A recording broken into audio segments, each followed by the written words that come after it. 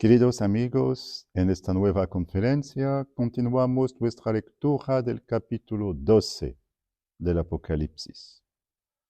La vez pasada examinamos la primera sección, la mujer, el hijo y el dragón, los 6 primeros versículos del capítulo 12. Abordamos ahora los versículos siguientes a partir del versículo 7. Y hubo un combate en el cielo. Miguel y sus ángeles combatieron contra el dragón. Y el dragón combatió, él y sus ángeles. Y no prevaleció y no quedó lugar para ellos en el cielo. Y fue precipitado el gran dragón, la serpiente antigua, el llamado Diablo y Satanás, el que engaña al mundo entero. Fue precipitado a la tierra y sus ángeles fueron precipitados con él. Y oí una gran voz en el cielo que decía: ahora se ha establecido la salvación y el poder y el reinado de nuestro Dios y la potestad de su Cristo. Porque fue precipitado el acusador de nuestros hermanos, el que los acusaba ante nuestro Dios día y noche.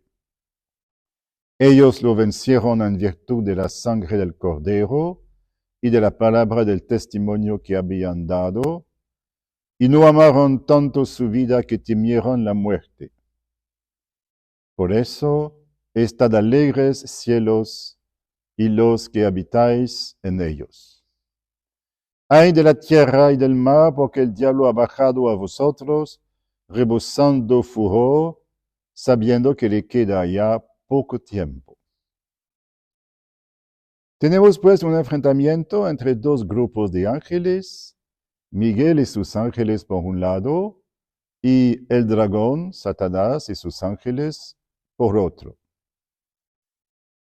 Según la doctrina cristiana, Dios creó a todos los ángeles. Algunos permanecieron fieles, como Miguel, otros, como Satanás, se rebelaron contra él.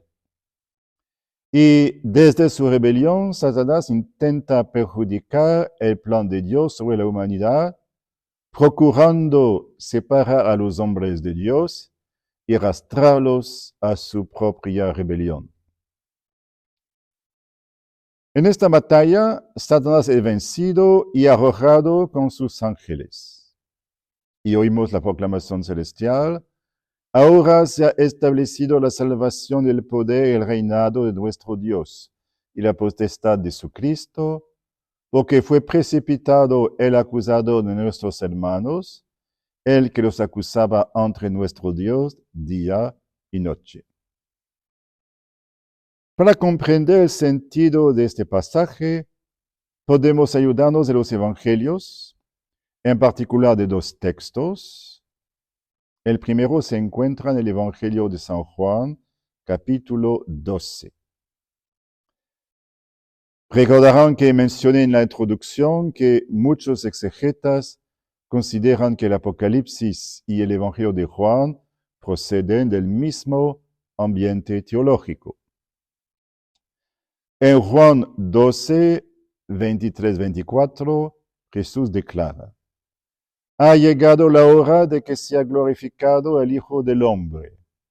En verdad os digo, si el grano de trigo no cae en tierra y muere, queda infecundo. Pero si muere, da mucho fruto. Y en los versículos 31 hasta 33 añade: ahora va a ser juzgado el mundo. Ahora el príncipe de este mundo va a ser echado fuera. Y cuando yo sea elevado sobre la tierra, atraeré a todos hacia mí. Esto lo decía dando a entender la muerte de que iba a morir. En el Evangelio de Juan, la elevación de Jesús es su elevación en la cruz. Es decir, es el misterio de la crucifixión con la elevación de Jesús en la gloria. Por tanto, cuando Cristo se ha elevado en la cruz y después glorificado, el príncipe de este mundo, Satanás, será arrojado fuera. La semejanza con Apocalipsis 12 es evidente. Ahí vemos que el diablo y sus ángeles son arrojados. Y esto es consecuencia del misterio pascual de Cristo, su pasión, su muerte, su resurrección y su ascensión. Es este misterio el que provoca la caída de Satanás. Un segundo pasaje paralelo se encuentra en el Evangelio de Lucas, capítulo 10. Jesús ha enviado a sus discípulos en misión. Leemos en Lucas 10, 17 hasta 20. Los 72 volvieron con alegría, diciendo, Señor, hasta los demonios se nos someten en tu nombre. Él les dijo, estaba viendo a Satanás caer del cielo como un rayo. Mirad, os he dado el poder de pisotear serpientes y escorpiones y todo poder del enemigo, y nada os hará daño alguno. Sin embargo, no estáis alegres porque se os someten los espíritus. Estad alegres porque vuestros nombres están inscritos en el cielo. Es muy interesante. Cuando los discípulos ejercen el poder de exorcismo que han recibido de Jesús y expulsan a los demonios, Jesús declara, estaba viendo a Satanás caer del cielo como un rayo. Entonces, la predicación del Evangelio, acompañada por la expulsión de los demonios, provoca la caída de Satanás. El capítulo 12 del Apocalipsis subraya más directamente el papel de Cristo. La caída de Satanás es consecuencia del misterio pascual. El Evangelio de Lucas, por su parte, muestra la cooperación de los discípulos en la derrota de Satanás. Podemos ahora volver al capítulo 12 del Apocalipsis. Y oí una gran voz en el cielo que decía, ahora se ha establecido la salvación y el poder y el reinado de nuestro Dios y la potestad de su Cristo, porque fue precipitado el acusador de nuestros hermanos, el que los acusaba ante nuestro Dios día y noche. Esta es una caracterización muy interesante de Satanás. Se le llama el acusador de nuestros hermanos. Satanás es aquel que pasa todo su tiempo acusando a los cristianos. Esto ya lo vemos en el Antiguo Testamento, en el libro de Job. Job es presentado como un hombre perfectamente fiel al Señor, un hombre justo, que obra el bien y se aparta del mal. Y en dos ocasiones, Satanás lo acusa ante Dios. En el lenguaje figurado de este pasaje, incluso se tiene la impresión de que Satanás provoca a Dios como si quisiera obligarlo a poner a Job a prueba para verificar si realmente es fiel y no simplemente un servidor interesado, un mercenario. Es un pasaje muy interesante al comienzo del inicio del libro de Job, que muestra a Satanás en su papel de acusador. El Apocalipsis continúa. Ellos lo vencieron en virtud de la sangre del Cordero y de la palabra del testimonio que habían dado, y no amaron tanto su vida que temieron la muerte. Ese es un pasaje importante. Cuando comenté las cartas a las iglesias de Asia, llamé su atención sobre el hecho de que cada una de ellas termina con una promesa al vencedor. Al vencedor le daré a comer del árbol de la vida, etc. Y señalé que en este momento del Apocalipsis todavía no se precisaba en qué consistía la victoria, cuál era el combate y contra quién se luchaba. Ahora en el capítulo 12 podemos comprenderlo mejor. Se trata de una lucha de los discípulos de Cristo contra Satanás. Y la victoria puede parecer paradójica desde el punto de vista humano. Lo vencieron por la sangre del Cordero y por la palabra del testimonio que dieron, pues no amaron tanto su vida que temieron la muerte. Esto recuerda el episodio de los dos testigos en el capítulo anterior. Testimoniaron fielmente a Cristo en la gran ciudad, Babilonia, y aceptaron ser asesinados por la bestia. La bestia, que veremos en el capítulo 13, que es una criatura del dragón. Así es como se vence a Satanás según el Apocalipsis. Primero, por la sangre del Cordero, porque es Cristo el vencedor en primer lugar. No son los hombres por sí mismos quienes pueden vencer a Satanás, que, como ángel, es mucho más fuerte que ellos. Es Cristo el gran vencedor. La victoria consiste ante todo en acogerse a la sangre del Cordero que perdona los pecados y quita así a Satanás todo motivo para acusar a los cristianos. También es necesario dar testimonio con la palabra y aceptar, si es preciso, permanecer fieles hasta la muerte. El texto continúa. Por eso estad alegres cielos y los que habitáis en ellos. Ay de la tierra y del mar, porque el diablo ha bajado a vosotros, rebosando furor, sabiendo que le queda ya poco tiempo. Aquí encontramos otro punto interesante para lo que podríamos llamar la demonología, o sea, la teología del demonio. Bueno, es una disciplina que apenas se enseña a las facultades de teología y ciertamente no es una materia prioritaria. Pero es algo interesante porque la Biblia nos dice muchas cosas sobre el demonio. El Apocalipsis es probablemente el libro más rico en este sentido. Aquí se nos dice que Satanás sabe que le queda poco tiempo. El tiempo durante el cual Dios le permite hacer el mal, como ya lo vemos en el libro de Job. Pero esto no durará para siempre.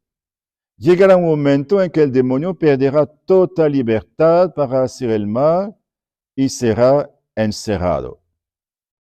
Sabiendo esto, Satanás intenta aprovechar al máximo el tiempo que le queda para causar el mayor daño posible. Podemos pasar ahora a la tercera sección del capítulo 12, desde el versículo 13 hasta el versículo 17. Cuando vio el dragón que había sido precipitado a la tierra, persiguió a la mujer que había dado a luz al hijo varón.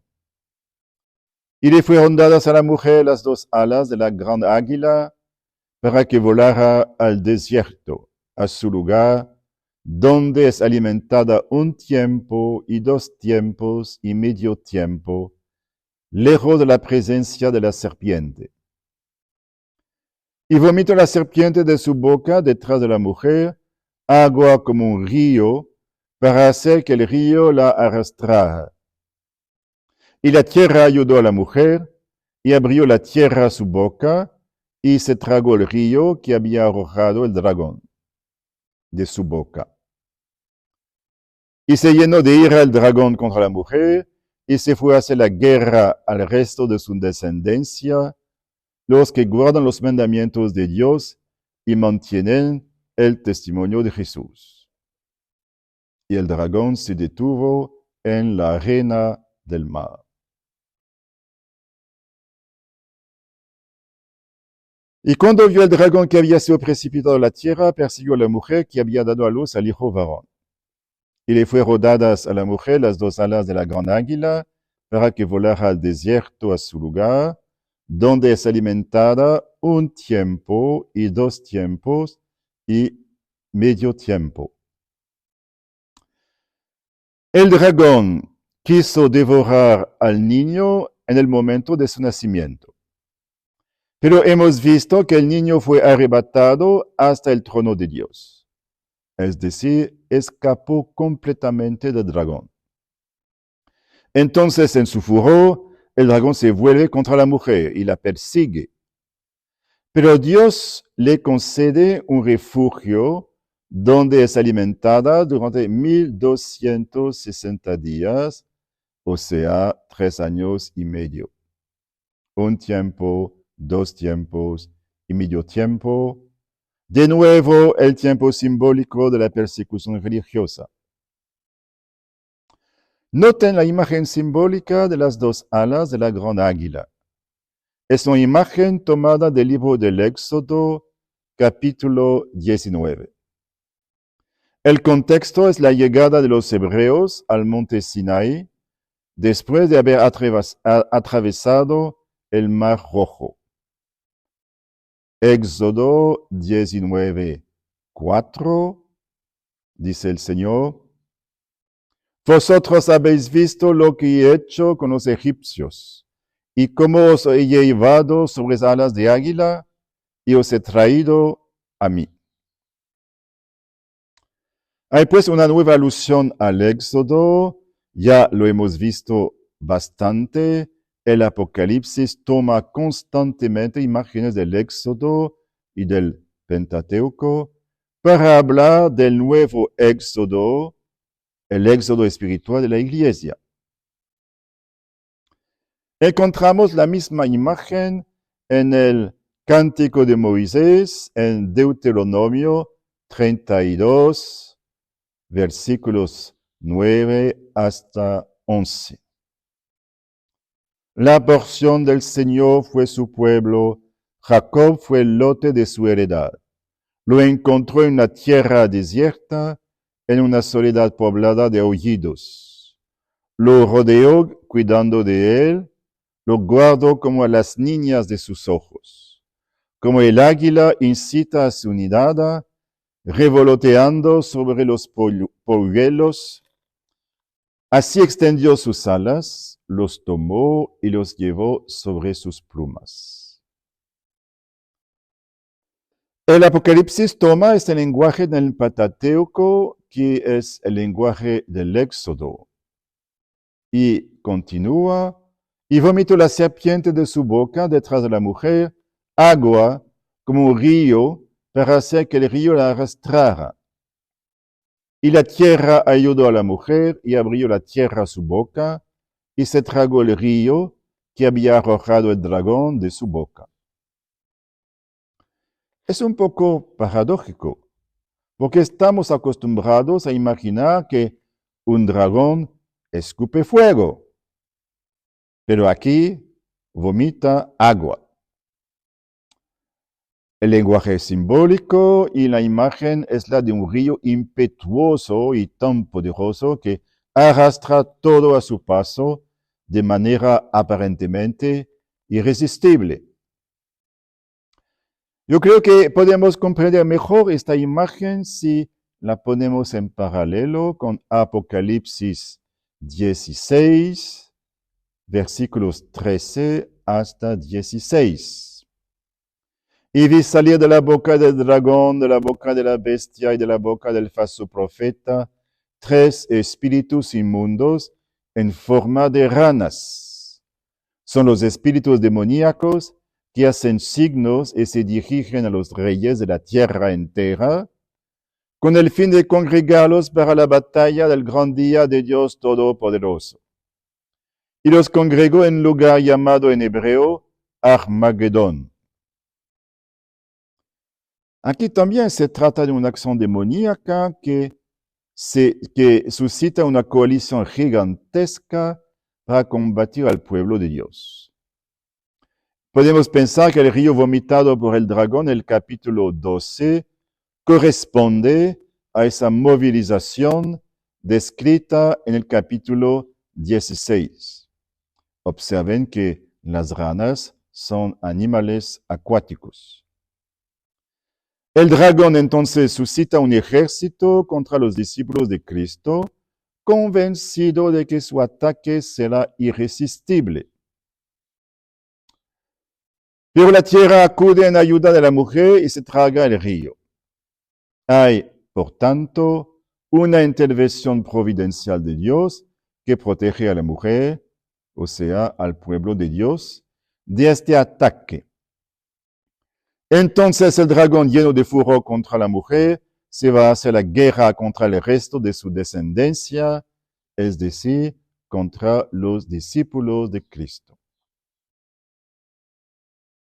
Observan las tres ofensivas sucesivas del dragón. Primero, contra el niño recién nacido, Cristo. Luego, contra la mujer.